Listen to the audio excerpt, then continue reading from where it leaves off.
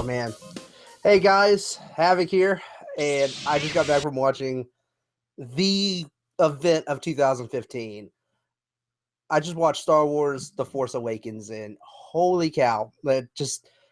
J.J. Abrams. I'm gonna say it right now. He knocked it out of the park. I was worried him coming in, uh, and him using practical filmmaking, which is fantastic. Yes, there was some CG, but if he could build it, he built it, and it showed throughout the entire production. It was just fantastic.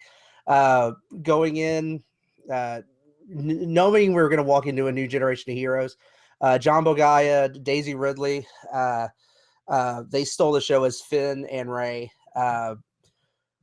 Just having this new generation of heroes come in and team up with the old set, it felt like coming home. Like Chewie and like what Han said in the first trailer. Chewie, we're home. That's what you feel like when you're going into this movie. I'm not going to give anything away. I'm just going to go ahead and throw that out right now because I'm trying to start that hashtag on Nerd Realm and Laggin out. Don't be a piece of Sith.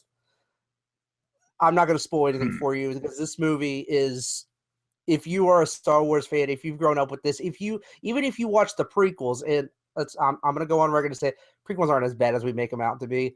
It's just a cool thing to do on the internet. But I'm telling you this, does it matter what generation you grew up in, either in the original trilogy or the Clone War, you are coming into this movie with a whole new experience that feels like home. And I haven't felt, I would trade watching every Marvel movie ever again to watch this movie again for the first time and just be blown away like I was tonight. Carrie Fisher looked amazing. Harrison Ford looked great. He still had that Han Solo, quick off the draw wit, and it was just amazing watching these people that you watched for over 30 years still be those characters, and seeing how they evolved over the years or haven't evolved over the years, depending on how you look at it. John Bogaya, I was a little iffy because I was like, how's a stormtrooper going to fit in as a hero? They do explain that, and he every last one of these new characters they introduced, you fell for as soon as they came on camera. As soon as you got a taste of their personalities, you fell for them. You didn't want anything bad to happen to them. You had that initial feeling like you had when you first met Han Solo and Mos Eisley, how you first met Luke, even though he was whiny, and you saw him become the hero he's supposed to be. And of course, Princess Leia, you knew she was something of importance. And over the course of those original 3 movies, you fell for these characters. You didn't want anything bad to happen. When Luke lost his hand, you just cried. You're like, no. You felt the same way for these characters. And even the villain, the brand new villain, Kylo Ren, played by the amazing Adam Driver. And if you go in IMDb, these new guys, I'm telling you, you're not going to find much on their resume. And it's perfect. J.J. Abrams chose the Lucas route by casting a bunch of no-name people to accent this movie, and hopefully this does in a way that it did for Mark Hamill, Carrie Fisher, and Harrison Ford. Yes, they may not have had the biggest careers in their lives, but except for Harrison Ford, he went on to do great things.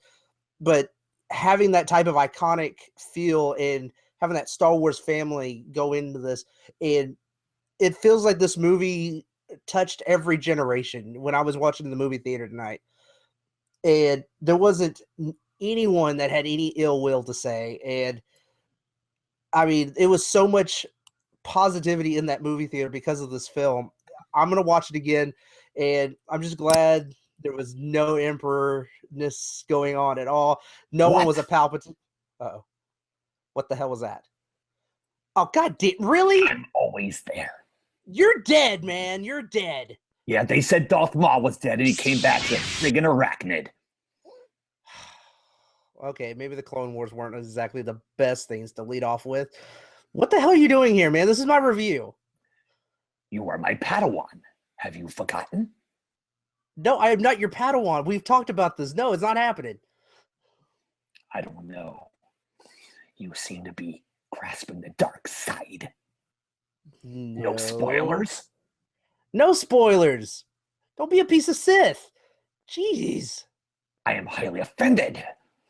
Yeah, you should be. You sucked. You smell like fish, man. You smell like fish. Listen, I can't help that. I'm 800 freaking years old. No one says nothing about Yoda. That's because Yoda's adorable, man. What are you talking about, man? And, like, he jumps around like a frog, kicks your ass, you know. He looks like a gremlin with a glandular problem. Oh my god. Coming from Pizza the Hut over here. No, shut your ass up and get out of here. Go back to Hoth. All right, I'll see you later. Later. I gotta love lagging out in their open door policy on guest stars. Cobra Commander, Batman. Ugh. Anyways, back to the review that matters, guys. Take it from me. I'm trying not to think of this as try to be biased as a Star Wars fan.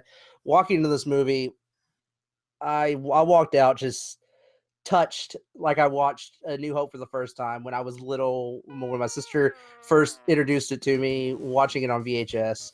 It was that type of feeling going in this movie, and I'm going to be watching it again. I wish everyone try to avoid spoilers all you can, please. You're going to enjoy this movie. Everyone here at Nerd Realm and Lagging Out, I'm just saying, this movie, I'm going to go ahead and say out of 5, I'm going to give it a 4.5. There was a couple pacing issues, which for certain characters, for certain side characters that they advertise as being, bigger and badder, at least on the bad guy side. They didn't really get enough screen time or get any flesh out like they were supposed to, which of course, I guess that's why we have 2 other movies. But other than that, fantastic film. J.J. Abrams, you did fantastic. Keep up the great work. I can't wait for Rogue One to tie us over to episode 8. So, Star Wars, The Force Awakens, nerd approved.